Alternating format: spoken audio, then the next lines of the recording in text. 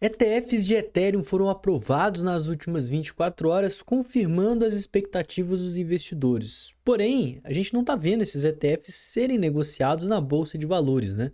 O que será que está acontecendo e quando que a gente vai ver de fato isso acontecer? Porque é isso que vai fazer o preço movimentar, é isso que vai fazer o dinheiro entrar no mercado de criptomoedas e é o que eu vou estar te explicando logo depois da vinheta.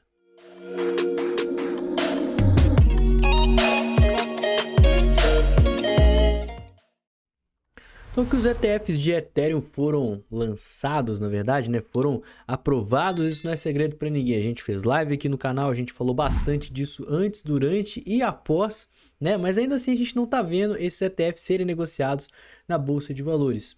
E nesse vídeo aqui eu não só vou falar sobre a previsão de lançamento, porque agora a gente tem mais ou menos um prazo dentro do que os analistas apontam, mas quais os próximos passos para o mercado de criptomoedas. Indo além do Ethereum, a gente pode estar vendo ETF de Solana, ETF de XRP na Bolsa de Valores e a tendência agora é só aumentar.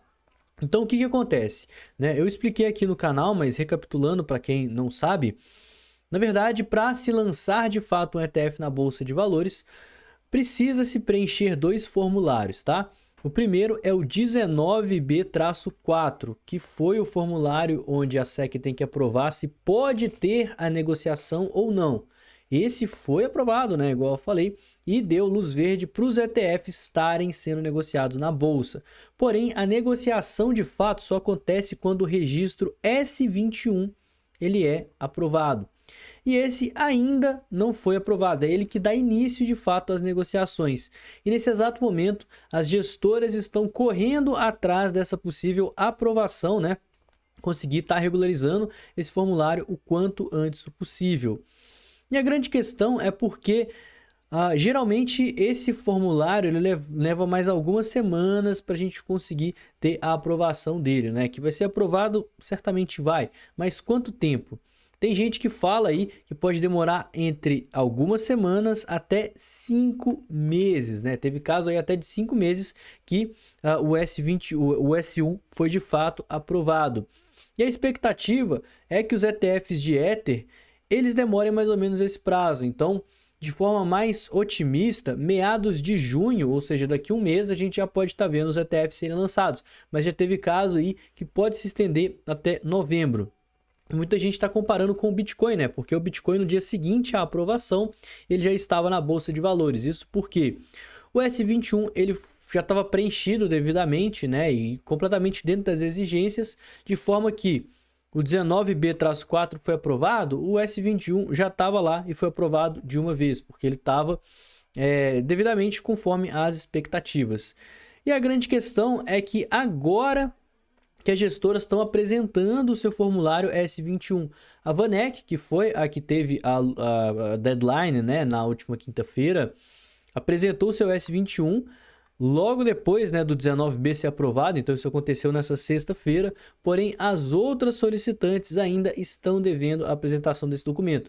Tudo isso porque esse processo aconteceu de última hora. Então, esse documento ainda precisa ser revisado. Pode ser que a SEC exija alterações também no próprio documento.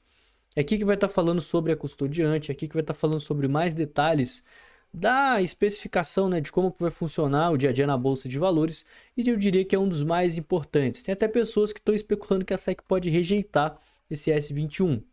Eu acho que ela pode pedir mudanças, né, o que pode de fato protelar o início da negociação na Bolsa de Valores, mas uma rejeição de fato eu acho pouco provável. E vale falar que essa decisão ela vai muito além da negociação dos ETFs de Ether na Bolsa de Valores. Porque a SEC dando luz verde significa que vários outros tokens não são títulos, não são valores mobiliários, né? Elas são commodities, que é um dos maiores problemas que o mercado de criptomoedas vem sofrendo com a Comissão de Valores Mobiliários americana. Então, no momento, né, que os ETFs de Ether foram aprovados, isso resultou num reconhecimento implícito, ou seja, a SEC não falou isso de forma direta, mas essa aprovação resulta de que a SEC considerou o Ether um valor não mobiliário, porque para ele se tornar ETF, ele precisaria de ser uma commodity. Caso contrário, o processo seria muito mais rigoroso e, consequentemente, não poderia ser negociado na Bolsa de Valores de acordo com a legislação atual. Então, se ele está sendo negociado, significa que ele não é um valor mobiliário. E a grande questão é que isso pode se estender a outros tokens também que estão passando pelo mesmo processo. Afinal de contas, assim como a Ethereum, existem N criptomoedas que estão passando por processo na SEC, cujo qual a SEC está alegando exatamente a mesma coisa. Esse ativo não pode ser negociado dentro de corretoras que estão nos Estados Unidos, muito menos na Bolsa de Valores, porque o ativo só pode ser negociado de forma regulamentada, né? E sendo regulamentada, teria que ser só na Bolsa de Valores e não dentro de corretora de criptomoedas, sendo assim um valor mobiliário. E aqui a gente precisa falar antes sobre a diferença, né, entre valor mobiliário e os demais ativos, commodities, por exemplo, né? Valor mobiliário seria como se fosse uma ação, tá? Se a gente tem uma empresa, se a gente tem, sei lá, qualquer fundação que seja que está ali ofertando investimento nela e ela vai repassar parte dos seus lucros, isso é considerado uma ação. É assim que funciona o mercado de ações de renda variável das bolsas de valores. E existem muitas empresas que não têm as devidas exigências para estar sendo lançada na bolsa de valores e elas acabam criando criptomoedas. Então, essa criptomoeda, esse criptoativo, ele vai ser como se fosse uma ação tokenizada da empresa. O caso mais emblemático desse tipo, né, é a Ripple, a XRP, que é, né, o maior processo que a SEC vem enfrentando contra o mundo de criptomoedas, porque a Ripple ela é uma empresa, né, ela tem uma sede, ela controla de certa forma a blockchain e por conta disso a SEC alega que as pessoas que compram XRP, elas não estão comprando a criptomoeda, elas estão como se fosse investindo na empresa da Ripple. Existem várias empresas que fazem isso de uma forma muito aberta, né? Recentemente a gente falou sobre o Mocaverse, né, que tem o token Moca, vai funcionar como se fosse uma ação da empresa, você vai estar investindo na Animoca Brands. E o Ether estava sofrendo processo, assim como vários outros. Então, a SEC permitindo os ETFs, né, aprovando os ETFs, isso resulta que o Ethereum, pelo menos o token mesmo, ele é uma espécie de commodity, ele funciona como se fosse o Bitcoin. Lembrando, né, ainda precisa da aprovação do S21, do S1, mas isso já mostra, né, que o Ether em si não é um valor mobiliário.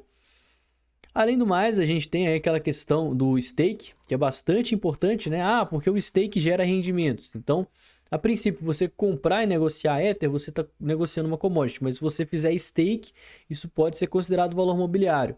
Essa novela ainda vai bastante para frente. E outra coisa que eu vi aqui na notícia é justamente sobre a previsão do volume, tá? Por quê?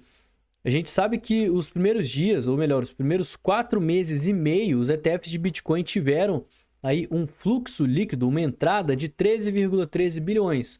Só que não tem como a gente comparar, né, esperar, projetar exatamente essa mesma entrada em Ethereum. Então, o que os analistas estão falando é que a estimativa menor é que a gente possa ver 10 a 15% desse valor.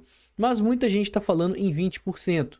Mas ainda assim, 20% de entrada resultaria numa entrada de 2,66 bilhões no mesmo período, que é algo ainda assim expressivo. E o segundo problema que a gente está vendo é com relação a Grayscale, tá? Isso a gente também precisa ficar de olho. A Grayscale, ela já tem ETFs de Ether de forma privada, e quando isso foi para a Bolsa de Valores, pode ser que resulte em vendas massivas, tal como aconteceu com o ETF de Bitcoin. Porque eles já têm 11,3 bilhões de dólares bloqueados no Trust, né, do Grayscale Ethereum Trust, que vai virar ETF. Então, as pessoas que estão investindo nesse Trust de Ethereum da Grayscale já vão estar com exposição ao ETF e elas podem vender isso no momento que isso for para o mercado, justamente porque outras gestoras podem ter taxas melhores, né? Taxas ainda mais atrativas. E vale falar também que agora que o ETF de Ethereum foi aprovado, né, a gente pode ver o próximo passo das gestoras, que é trazer ainda mais altcoins, ainda mais criptoativos para a Bolsa de Valores. Então, o que vários analistas e inclusive grandes noticiários, né, imprensas de mídia estão especulando é que a próxima grande tacada das gestoras vai ser o ETF de Solana, que está tendo um crescimento absurdo no mercado, tem fundamentos similares ao da Ethereum, né? Então, nesse caso, uma aprovação seria muito mais simples pelo lado das gestoras, e a própria CNBC já reportou da possibilidade do ETF de Solana, tem gente falando do ETF da XRP. E certamente, né, o próximo passo das gestoras vai ser trazer mais produtos, principalmente se o ETF de Ether fizer sucesso. A gente vai conseguir ver, de fato, um maior interesse institucional nas criptomoedas, em especial nas altcoins. Mas, bom, vamos esperar aqui para mais notícias, né? Sempre que tiver uma novidade a mais, eu vou falar aqui para vocês em primeira mão, para manter vocês sempre informados de tudo. Espero que você tenha gostado desse vídeo. Se você não me conhece, não conhece o canal, se inscreve aí, deixa o like, não esquece de conferir os nossos apoiadores, a corretora BingX, que é a corretora que eu utilizo aí para fazer as minhas operações sem KYC, sem burocracia. Link na descrição desse vídeo, assim como a Token.com, a rede social das criptomoedas. E no mais eu vou ficando por aqui. Tenham todos um excelente dia e um excelente final de semana. Valeu, galera. Falou!